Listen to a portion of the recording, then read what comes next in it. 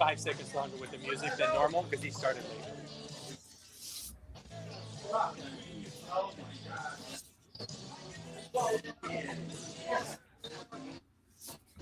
Everybody, welcome back to the Feist Pro Football Handicapping Show here at DeMarco's Pizzeria and Wine Bar. My name is Tommy Canale. I'll be the host today, as I always am. We are at 9785 West Charleston Boulevard. And Dom's is always known for the great pizza, the great happy hours. But now they have this holiday pop-up cocktail menu. And you can get Jingle Juice, Naughty or Nice, Rudolph's Red Rocket, Elf's Secret Stash, or the Mistletoe Misdemeanor. And I don't know about you, Jim, but I might be interested in trying. I think I use one of each. You could use one of each. All right, we are here again on Wednesdays. I made this announcement last week. I'm going to bring it up again. The next 2 weeks, we are here on Tuesdays. We will not be here on Christmas Eve and New Year's Eve, but the 23rd and the 30th. The next 2 weeks are on Tuesdays. The next Wednesday we'll be back is January 7th. All right, let's bring in our guests. We got a couple guys from VSiN. First, he's the host of VSiN Primetime and the close friend of the show. You've been on many times. Matt Youmans, how are you, man? Great to be back. Appreciate it. And he's also the host of VSiN Primetime. He is, and Tim Murray. And Tim's also does the college football tailgate show. And Tim, welcome back to the show. Good to be back. Thanks for having me. What's up, Jim? How are you? I'm good. How are you? I'm great. Let's get into it, guys. First off, Jim, how are you feeling? Better today than last week? Much better. I couldn't make it here last week. Couldn't do it. I missed you. I'm glad you're back. That's the first and only show I've missed in 2 years. That's great. I hope you never miss another one. I hope so. All right, let's move forward. Tomorrow we have the Rams at the Seahawks, Jim. A big matchup. The Rams, last time I looked, they haven't ruled out Devontae Adams and his hamstring. Seattle opened up last time I looked at 1.5. It was down to a point this morning, total 43.5. Let me ask you this. Who needs this game more, Seattle or the Rams? I think they're both going to get in the playoffs no matter what. But, Darnold, is he going to explode like he normally does in big games? We know that Stafford won't. This is a tough game. I don't know what to do with it, honestly. I mean, the last time they played, Seattle had all the yardage and everything, but the Rams won the game, even though Seattle turned the ball over quite a bit. I really don't have an opinion on the game. Matt, what's your thoughts on the Rams going up into Seattle? I hate to say it, but I kind of echo what Jim said there, because I think this is a very difficult game to handicap. I don't believe in Sam Darnold as a quarterback, but I like everything else about the Seahawks as a team. And Stafford's playing at such a high level right now, I really don't want to bet against him. First time around, these teams played, it was 21-19. If you forced me to play this game, I'd play under 42.5. I think the Seattle defense played. Actually, the Rams have played really good defense as well, even though it didn't look like it against the Lions a week ago. I think probably an under in a game where it's high stakes, both teams playing for the top seed, the NFC. I would lean under the total. The side is kind of a coin flip, I believe. Matt, the game did open 46.5. It's down to 42.5 or 42. So that's to your point about playing under. Yeah, you've missed the best number, and you always hate it when you miss the best number. But as we sit here today, 42.5 is the best in the market. Right. Tim, is Seattle in peaking at the right time? I mean, I think LA's peaking at the right time. They've been playing well for a while. I think, you've got the NFL MVP in Stafford, the way he's been playing. But you mentioned it. There's no way Devontae Adams is playing in this game. I would be surprised if he plays in the rest of the regular season. That hamstring, he's been such a great red zone target for him when he's got 12 or 14 touchdowns. That's been Stafford's go-to guy in the red zone. And I think you can make an argument, not that there's really a motivational edge in this, but I could say that Seattle needs this game more, in my opinion, because you think about home field in the playoffs. Does LA really need home field, right? They don't even have an advantage at home. Seattle, though, you get everyone to come up to the Pacific Northwest. Who knows what that weather's going to be like, but Sean McVay, there's some really good nuggets out there. Sean McVay has been pretty dominant against everyone else in the NFC West, 25-10-1 against the spread. Against the Cardinals and the Seahawks. The 49ers, he's been a little bit under 500, so he's had his way against this division so far. Jim, let's go back to you and get in. There's a couple Saturday games this week, and the first one being the Eagles at the Commanders. Philadelphia had opened 5.5. It's up to 6.5. I don't know if we'll see 7. The total's at 46.5. Do you like this number?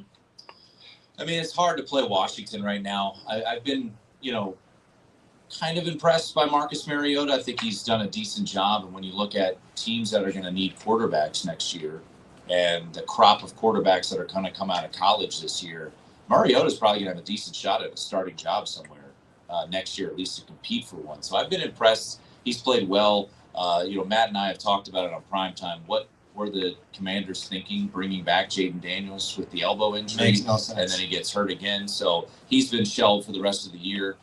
This team's still fighting, but there's not a lot to this team. They beat the Giants. Zach Ertz is done for the year. Him and Daniels had a really good connection through the air. And then you look at Philadelphia. Was what we saw last week them figuring it out, or were they just playing the god-awful Raiders, right? I mean, that's the question you have to ask. Well, you're bringing up exactly what I was just going to ask Matt is, and it seems like about maybe a couple weeks, a year ago to this week is when Philadelphia figured it out and went on a run. And I was just going to ask Matt, have they figured it out? Well, that happened last year. 2 years ago, it did not happen. Remember, 2 years ago, Right. They just kept playing bad football. It feels more like 2 years ago than it does last year. Okay. I don't think Philadelphia's figured it out. It's when you play the Raiders, it's a get-right game. Bottom line. So a lot of things can look good when you play the Raiders. I'm not saying the Eagles are going to do it back-to-back weeks. What's the motivation for the Commanders here? Not really sure. If I had to play it, I'd take the dog. But I would like to get 7 at 6.5 out there. This early game on Saturday, I'm probably going to pass. Jim, are you on this game or are you going to wait for 7? I'd like to ask Matt and Tim a question. What's the motivation for Philadelphia in this game? I mean, we know they're going to win the division. I think it's just to try to keep Play getting better. right. I mean, Play they're better the, and peak toward the yeah, playoffs. they're the Super Bowl Yeah. champs, and they look like crap for 3 straight weeks until they play the Raiders. So I would say that's the motivation here. They'll have plenty of. I mean, the stadium. Look, I'm from that area. That stadium's going to be 60 to 70% Philadelphia fans. And Washington fans are going to be checked out. No Jaden Daniels. Middle of the day, Christmas time. I think you're going to see a lot of Philly fans make the trip down I-95 for that game. So certainly not a home field advantage. But to Matt's point, you've seen this Washington team. What was it, 2 weeks ago, Sunday Night Football against the Broncos, where that would have been a rough beat if you didn't, get that, and then they score a touchdown, they go for 2. So I'm with Matt. I think with a relatively low total, if this gets to 7, which certainly could happen. I mean, I think in an isolated game, you're going to see the public just put teasers, money line parlays, everything's going to have Philadelphia starting, your teasers. You might be able to get a 7 at some point. So I would say with Washington, if you're looking at the dog, be patient. You're probably going to get a 7 at some point. You're probably right. It did open 4.5. It's up to 6.5. Not really too much juice on it, but I think I'd take Washington with a 7. All these players, even though they're not going to the playoffs, they are playing for their jobs. Mm-hmm. Either bagging groceries next year, or they're playing football with a potential for a high contract. Philadelphia, they're locked into the playoffs, that we know, and they have this history of either falling apart like they did 2 years ago, or doing what they did last year. What I liked about Philadelphia last week, but they were playing the Raiders, and this is like Matt said, you play the Raiders like playing Pahrump. You don't know what you're. I didn't know Pahrump had a team. They don't. Neither does Vegas. But they actually hit some shots in the middle of the field, which Hurts doesn't usually do. He usually throws the ball outside the lines. Last week he threw it inside the lines, and that makes a big difference because it opens up the field. And we know he can run, so that's a weapon that they haven't been using. Philadelphia's dangerous. I still think they're dangerous. They're the defending champs, even though it looks like the Rams are the better team, and by all rights they look like the better team. But Philadelphia's dangerous. But I would take 7, just because I think Washington's playing for the jobs, and Mariota has looked pretty good. Matt, let me go to you and then the other game on Saturday with the Packers at the Bears. Micah Parsons suffered the torn ACL versus the Broncos.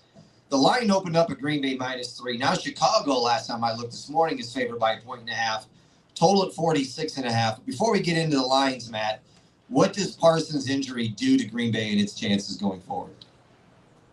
It's not going to impact the point spread much at all. But in terms of the pass rush for Green Bay, it's going to make, I think, a big impact because Packers are struggling getting to the quarterback. And with Micah Parsons out there, That obviously made everybody else on the field better and more effective. So I don't love the Packers' chances going forward, and I hate to say that because I got a futures bet on the Packers winning the Super Bowl, and I don't like it now. DraftKings has still got Packers favored by 1.5 in this game.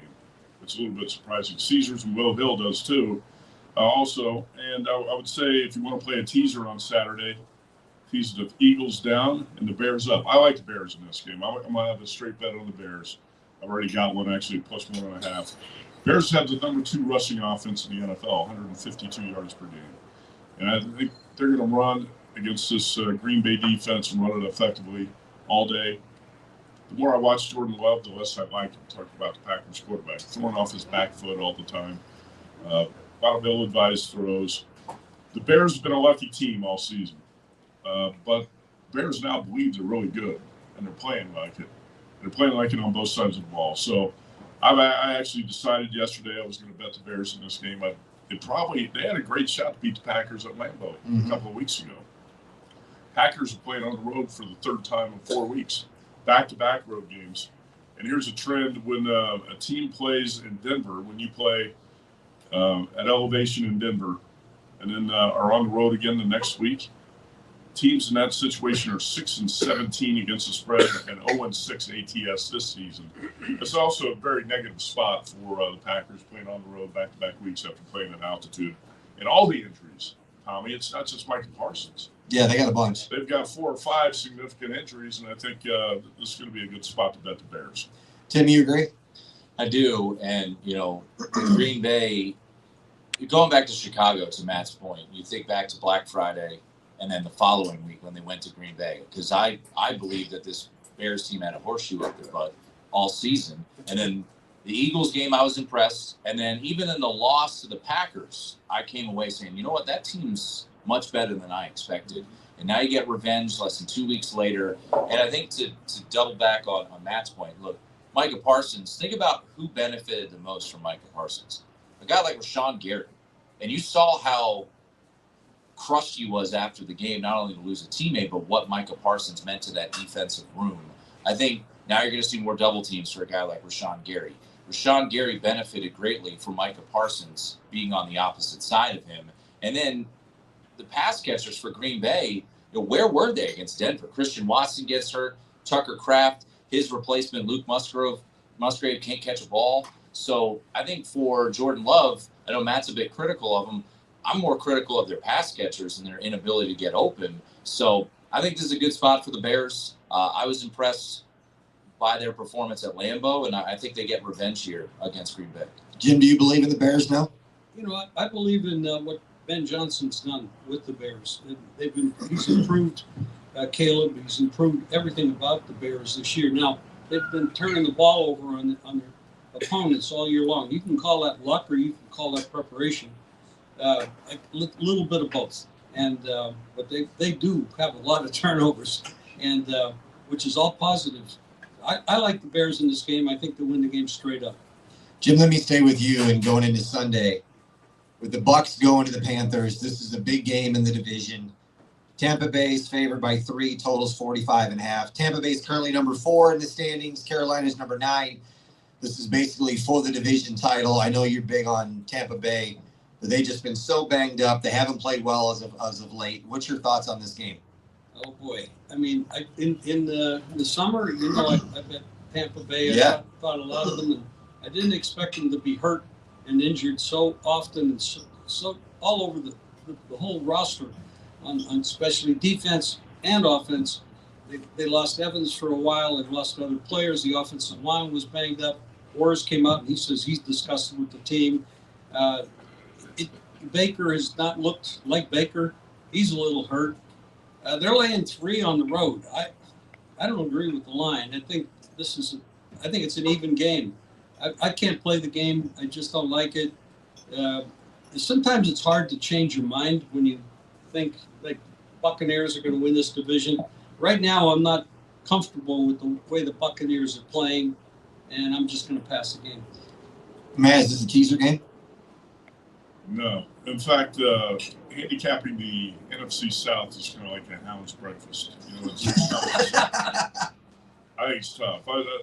When it comes to the NFC South and the WNBA, I defer to Jim Feist. Gee, thanks. No, I wouldn't go that far with the NFC South. I agree with what he said. I think it's hard to make the Bucs a full 3-point road favorite here. If anything, I'd bet the Panthers, but I'll probably pass. Tim? Yeah, this Carolina team, it's funny, going back to the Packers, they lose to Carolina, and everyone looks at that as, how could they possibly lose? They were 2 touchdown favorites. That's what the Panthers have done all year. They've won 7 games this year, and they were an underdog in all 7 of them. They don't win as a favorite. Look up the trends of Carolina as a favorite. It's horrific how bad they are. So I feel like the market is having a hard time figuring out this Carolina team. And to Matt's point, I am too. But you watched that Tampa team the other day on Thursday Night Football against Atlanta. I mean, you knew where the ball was going every single time. They were just – Kirk Cousins was stopping back and throwing to Kyle Pitts, and they had no idea how to stop it. So it's hard for me right now with this Tampa team to lay 3 on the road against a team in Carolina that has really wildly overexceeded expectations. As an underdog this year, they're the best team ATS. They're 7-4 ATS with 7 outright wins. Tim, let me stay with you and stay in that division somewhat with the Jets going to the Saints. New Orleans has been the division spoilers. They knock off Tampa, and then they knock off Carolina. They're at home this week. They're a 4.5-point favorite. Total's 40.5 with the Jets coming in. Saints have been playing better as of late. Is this a good spot for the Saints? Isn't there an old saying, you don't have to bet every game? Yep. Yeah, this might be that one. Jets and Saints, if I had to guess, if you went down to Red Rock and talked to Chuck Esposito, I would say this is probably the lowest handled game of that early window, Jets and Saints. It's hard to back the Jets here in this spot. So probably would look at the Saints, if anything, in this spot. Yeah, I'm not going to bet this game, but I'll tell you what, there are a lot of people who thought the Saints win total under was free money this season, and they're going to be sweating these last couple weeks. Right. Yeah. What about you, Jimmy, passing on this game, too? Well, my friend out there, Chipper, who was on the show last week, used to say the Jets, he called them the green slime. Well, this year they look that way. I mean, they're a mess. But can you really lay 4.5 points with New Orleans? I like the way they're playing, but as a favorite, there's some teams you just don't want to play in a favorite role. And like Tim said a couple of minutes ago about Carolina, it's the same thing here with New Orleans. I don't really trust them as a favorite. I can't trust the Jets in any way, shape, or form. So I'm just going to pass the game. All right, Jim, let me see if you trust this next one. We got the Bills at the Browns. Buffalo's favored by 10. Total's 42. Do you trust the Cleveland offense? Hell no. Is this an under game? Well, if the weather's good, probably not, because they're going to sling the ball around. Shador's going to throw it around. He's going to probably throw the ball to the other team. If I was going to play this game, I'd probably put Buffalo in a 10-point teaser with a couple other teams. That's the only way I'd look at it. Matt?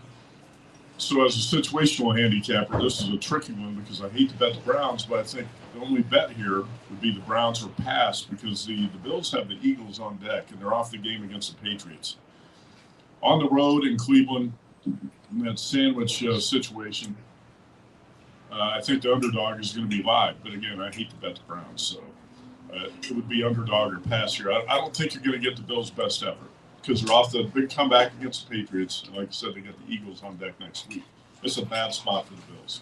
Matt and I think similarly a lot, and we talk a lot of college football situational spots, and I lean more into situational handicapping for college football than I do for the pros.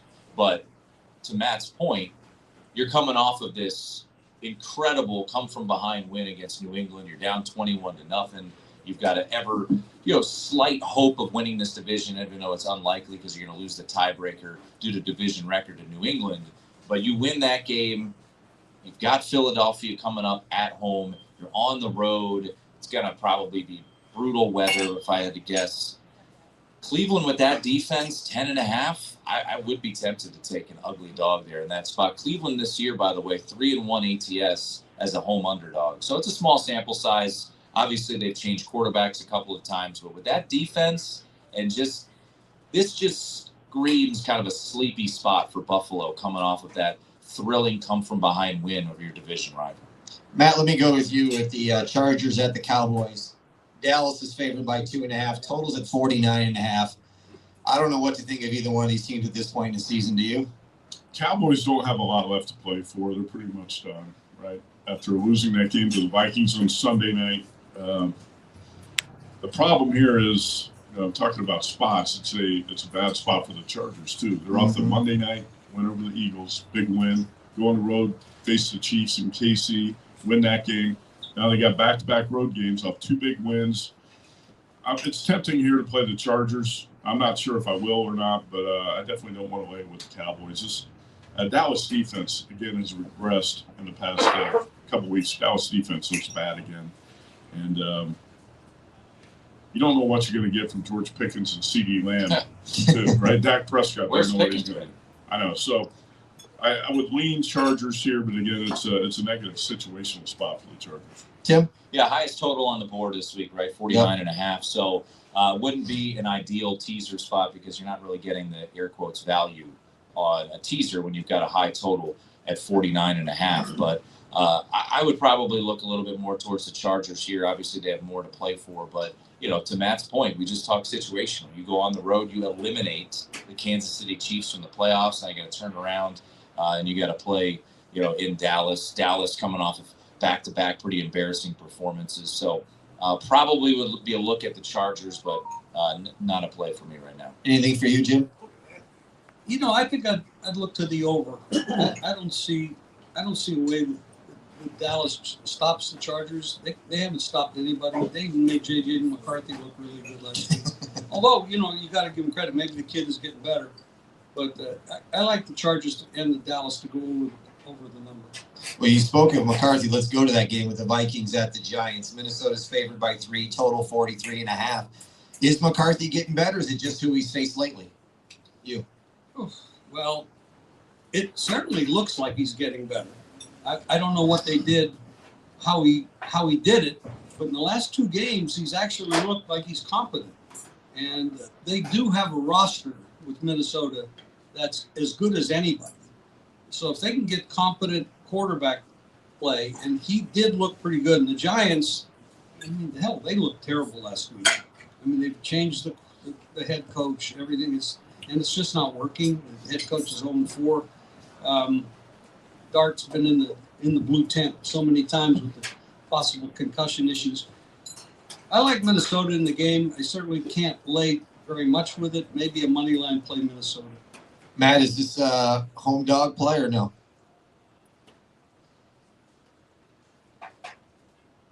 Probably going to pass on this game. It's if anything, it would be the Giants. I think I'd play the Giants +3. But at some point, the Giants probably go. I think the Giants might quit at some point. I don't know if it's going to be this week. They're trying. They're also trying to lose. You would think as an organization. They didn't look good last week. They looked really bad. And I know that coaches never try to lose. Like Mike Kafka, the interim coach of the Giants, thinks he's coaching for the job. He's not. He has no chance to get it. Giants and the Raiders are in the running for the number 1 overall pick. These teams actually should be trying to lose. I don't know if they are or not. I would play Giants +3, but I don't know how much of an effort you're going to get to win out of the home dog here. It's one of those things where it's because it's the NFL. I would look at the Giants here because you'll hear it all week. You'll hear it on the Sunday shows. I think the Giants, based off of schedule strength, would actually get the number 1 pick if they lose out. They would win the tiebreakers. But to Matt's point, you've got Mike Kafka. He's not going to be on this staff next year, right? You're going to have a new coach coming in with an entirely new staff, so they don't care about the Giants getting the 1. Joe Shane, I guess, up there hasn't been fired yet. But I would look at the Giants here at 3. I don't know how you can trust this Vikings team on the road, and I think maybe you're getting them a little bit elevated because of their win over the Cowboys on Sunday Night Football, right? Everyone watched them beat the Cowboys. Oh, the Vikings aren't that bad. JJ played a little bit better. This does feel a little bit like a sell high spot and certainly a incredible buy low on what looks to be a terrible team. But you could also find yourself about 45 minutes into this game saying, I can't believe I put my actual money on the Giants to cover this number. Tim, let me stay with you with the Chiefs at the Titans. Mahomes has already undergone successful surgery, repair that ACL, LCL. Gardner Minshew is going to be the quarterback going forward. I saw it opened up at 10.5. It's down to 3.5. The total's at 37.5. Does the big change to the total say more about Kansas City or more about Tennessee?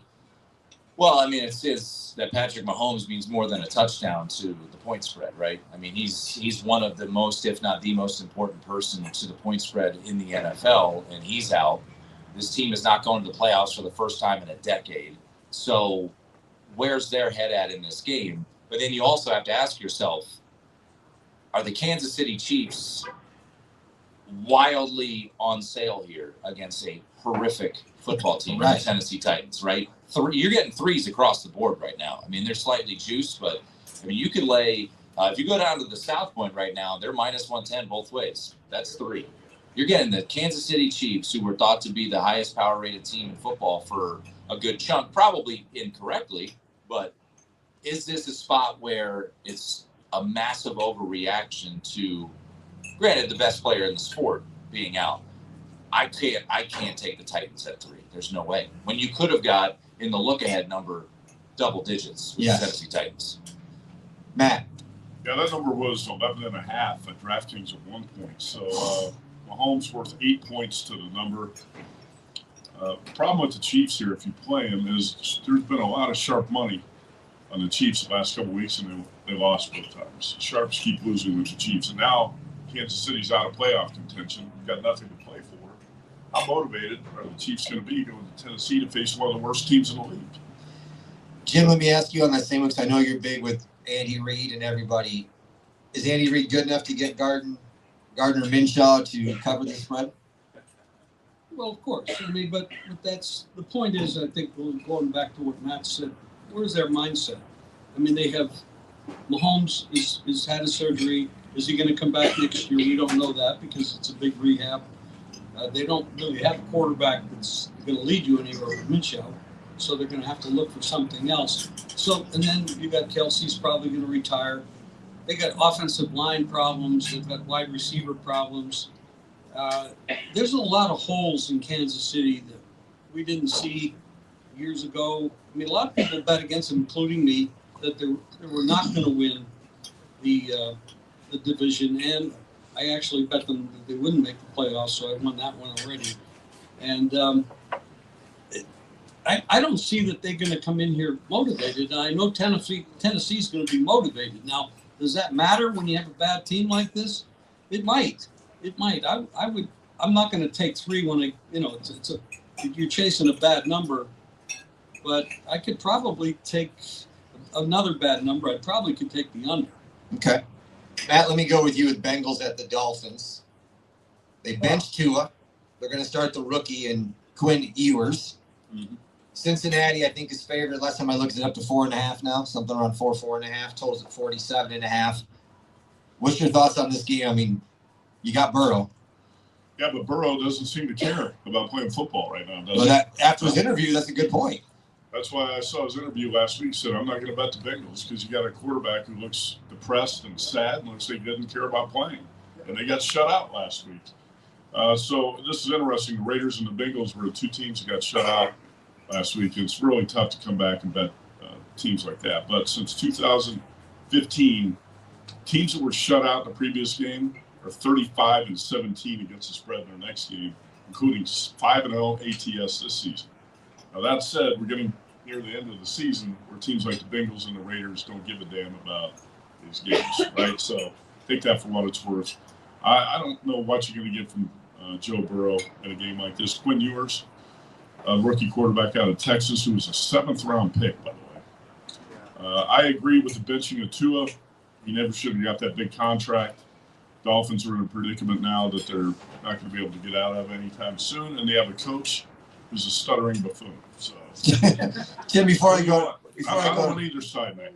Tim, before I go to you, Jim, when Matt was saying, you brought up something before the show started, and you agree with the benching as well, and you said Miami's got to figure out what they got. Well, they do. I mean, all these teams that are going nowhere with the quarterback that they have to bench the guy and watch and see what they have with the backup guys. It's just natural. Cincinnati with Burrow. Burrow reminds me of a few years ago, actually several years ago, Andrew Luck. And he quit really quickly. He got hit a lot. He got sacked more than anybody else. The management didn't build an offensive line for him. And Burrow seems like a guy, just seems like that type of mentality that he's just fed up. And I don't blame him. This team doesn't put a lot of money into what they have there. The facilities aren't great. Even the defense is absolutely horrible. So he's got to score. He's got to put up 40 points just to have a chance to win, which he's very capable of because he's really good. But like Matt said, it doesn't look like he wants to play football. I would not be surprised if he actually said at the end of the season he's going to retire. You staying away from this game? Totally. You too, Tim? Well, I think, Matt and I were on air on Monday night watching Miami. And if you just looked at the box score and didn't watch Miami-Pittsburgh, and Matt brought this up during the game, you'd say, Tua wasn't that bad. He was horrible. I mean, he had a bunch of empty stats in the fourth quarter when the Pittsburgh Steelers dropped back their defense. And my question is, what is Tua worth to the line at his current form? Because the point spread would tell you he's worth about 3 points. Is that true? I mean, we don't know what Quinn Ewers is. As Matt pointed out, he's a 7th-round pick. He was a highly touted kid coming out of high school, up and down career at Texas. But I actually think the play would be Miami or nothing here, because a 3-point move on Tua has been awful. And I don't know, at home, you've got a week to prepare for a rookie. You're probably going to give him some, plays that he's comfortable with against a defense that, Jim, you pointed out is terrible. So I think Miami at 4.5 would probably be the way I would have to look, especially if you've got Joe Burrow going down there and he's kind of checked out on the rest of the season. Tim, let me stay with you with the Falcons at the Cardinals. Atlanta's favored by 2.5, total 47.5.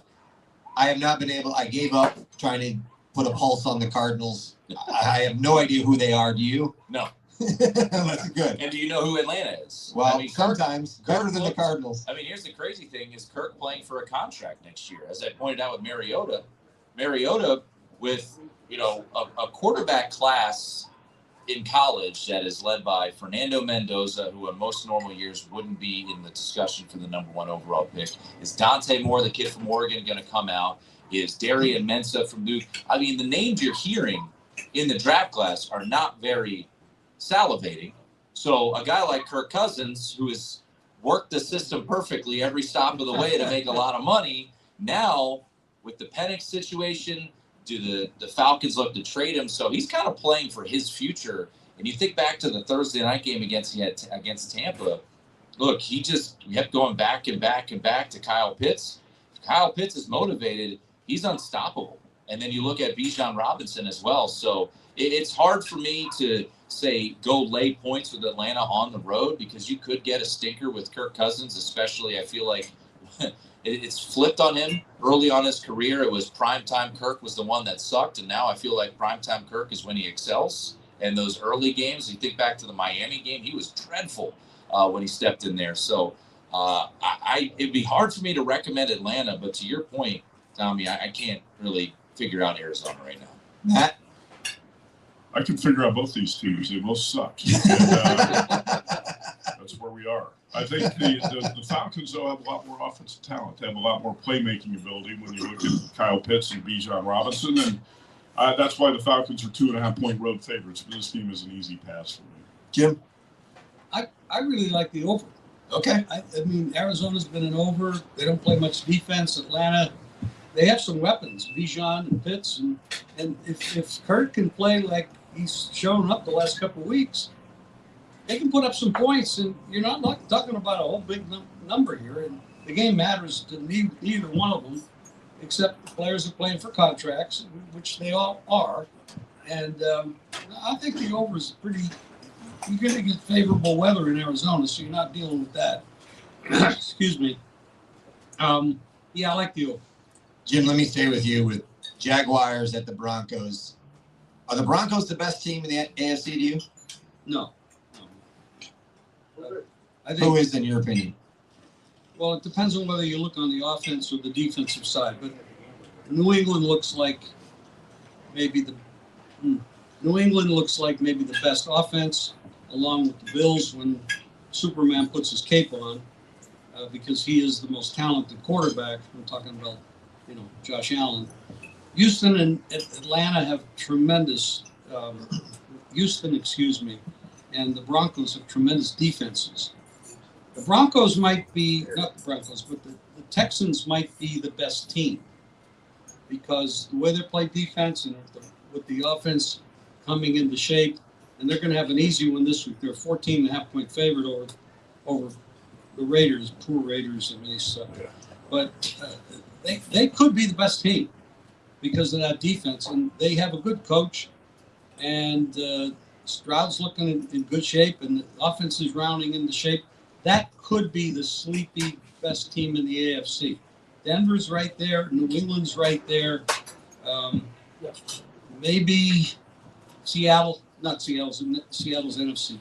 But we used to say the Colts, but now they got Rivers. I don't think that's going to happen. So I think it's between those teams. Will you lay 3 with the Denvers at home against Jacksonville this week? Well, Jacksonville's dangerous. I didn't mention them, but Liam Cohen's done a hell of a job. The quarterback, Lawrence, this is the best he's looked in the 6 years he's been there. I mean, this guy's playing really well. As of late.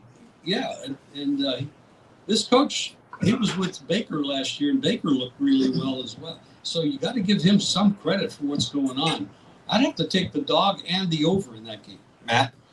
So, Tommy, a lot of people were impressed by the way Trevor Lawrence played last week. Who did he face? Jets. Oh, okay, the Jets. Now he's facing the Denver Broncos, who have one of the top 2 or 3 defenses in the NFL. It's going to be a different story this week. Broncos won 11 in a row. Jaguars won 5 in a row. But the Broncos definitely have the better defense, and I think they're going to give Trevor Lawrence all sorts of problems here. So Broncos -3. I think the line's a little bit cheap. I like the home favorite. Feels like this is kind of the peak on both of these teams, right?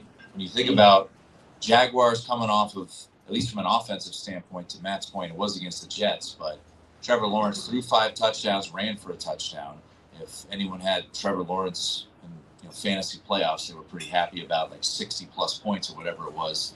But then you have Denver. They had the big game in that 1 o'clock window, and they come from behind. I thought Bo Nix, that's the best game I've ever seen Bo Nix play, at least in the professional race. He was really good. You know how good this defense is. I mean, the Surtain interception on that throw to Christian Watson was unbelievable. I mean, I know the throw was a little bit underthrown, but for him to make that leaping interception, I mean, that dude was on another level. I mean, there's a reason he was Defensive Player of the Year. So, when I look at this game, I kind of go back and forth because I can see the thought where this is maybe a sell high spot on Denver, but I feel like we've been saying that all year. Hey, this team isn't that good. They're undervalued. They're overrated. And then they go out and they beat the Chiefs. They go out and they come from behind and beat the Packers, both at home dogs. Now they're laying 3 at home. It's probably the right number. So I would actually stay off here because on the flip side, Jacksonville, a team that, when you look at their recent results, okay, they crushed the Chargers, but then it's at Arizona, Tennessee, Indianapolis with, a banged up quarterback situation, and then the Jets. When they've tried to punch up, they blew the lead to the Texans in that crazy game a couple weeks ago. So it's hard to kind of get a pulse on this Jacksonville team. But for me, I actually think this number is probably maybe a little too high. So I'd be a pass for me on this one. Jim, you brought up you're big on the Houston Texans and them having the Raiders this week. They're at home and a 14.5-point favorite. I know nobody likes to lay double digits, but I mean, can the Raiders cover 14.5? Yes, they can, but they seem like they've checked out completely. They're horrible. Yeah, I know. That's what I mean. I never lay 14.5 to anybody, although there's a lot of 14s out there. You don't have to actually lay the hook. I'd have to play Houston. I'd never do that, but I don't see how unless there's a turnover or something crazy happens, I don't see how Vegas covers, or even scores. It'll look good. 18-0, I think, covers the game. Matt? Aside from Brock Bowers and Max Crosby, Raiders don't have much in terms of players worth keeping, really. It's almost a clean house situation. I've always liked Pete Carroll. I think his time's done, and it's not just all Pete Carroll. Mark Davis, the owner. Tom Brady's done a poor job with some of the decisions he made, including bringing in Chip Kelly as offensive coordinator. The new GM, Spytek, had a horrible draft last year. They made bad personnel decisions. It's not all on Pete Carroll. It's just from top to bottom, Raiders are bad. I think what you do here when you're facing Houston, talked about Broncos having one of the top 2 or 3 defenses in the league. That's the Raiders team total under. What are they going to get? 2 field goals? 10.5. I don't. Yeah. What's the number? 10.5. Are the Raiders going to top 10.5 points? It's unlikely that that's going to happen. You're talking about a Raiders offense on the road against Kansas City that had 95 total yards, and last week against the Eagles had 75 total yards. Their offensive line's bad. They don't have any playmakers. Their rookie running back is averaging about 2.5 yards a carry. I think that's probably the bet here. I would not play the Raiders. It'd be Texans, if anything, and the Raiders team total under. Tim? Yeah, I mean, I was looking up to see what it was, and it's 10.5 right now on their team total. And yeah, maybe you get some freakish bounces. I know Vegas was able to score 17 points, albeit a field goal coming as time expired against Denver. Well, 10 points in the last 2 minutes. Right. So you're worried about something like that. You're worried about what we saw on Monday night, right? Matt and I both had the under, and that was ridiculous. That was a dead under game.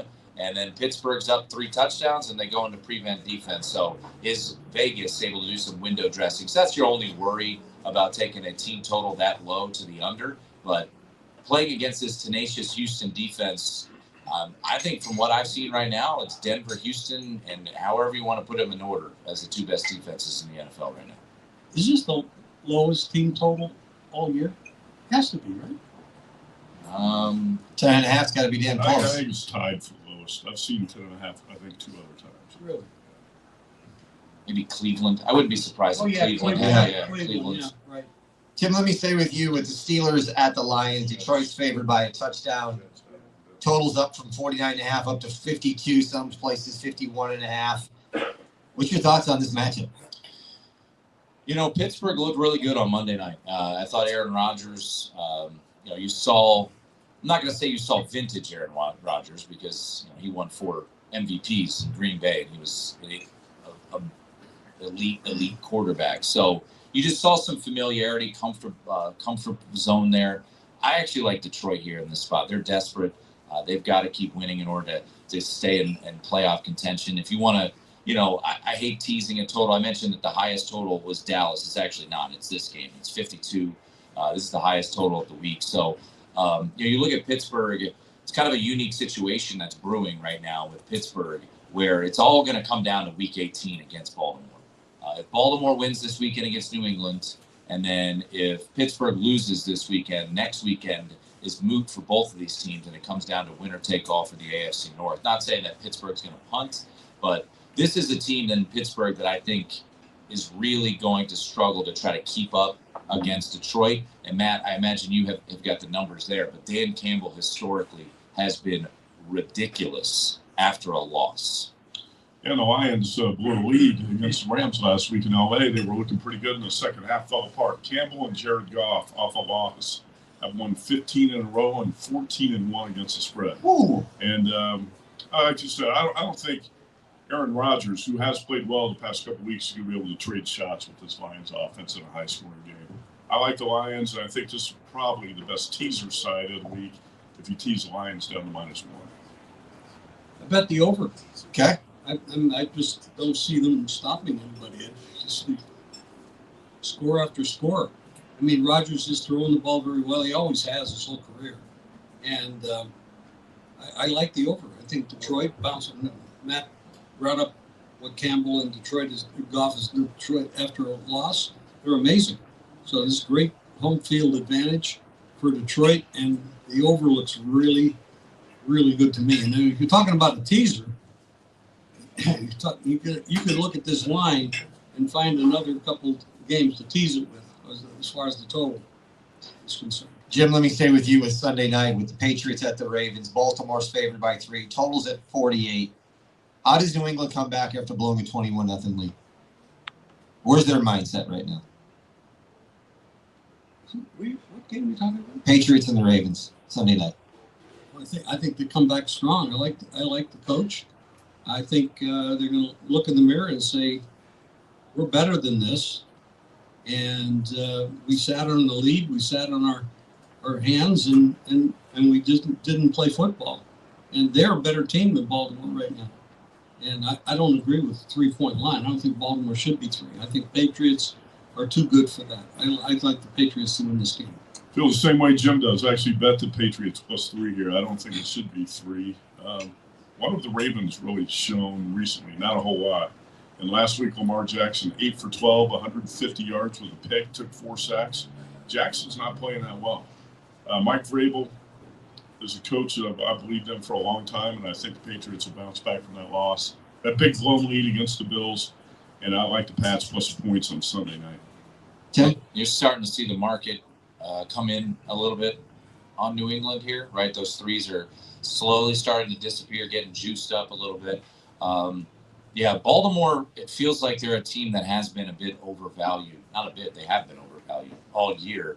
You're wondering, when is this Baltimore team going to figure it out? And maybe they will, and if they win this game, like I mentioned, Week 18 is going to be massive for the NFL with Pittsburgh and Baltimore winner take all in the AFC North. You look at the schedule down the stretch here for Baltimore. It's New England on Sunday, then it's the Green Bay Packers on the road, and then you have Pittsburgh to close it out. So we're gonna figure out what this Baltimore team is. I would agree with Jim and Matt. I would probably look towards New England at 3 or pass. Tim, let me stay with you with Monday night with the 49ers at the Colts. San Francisco's favored by 6, total at 46.5.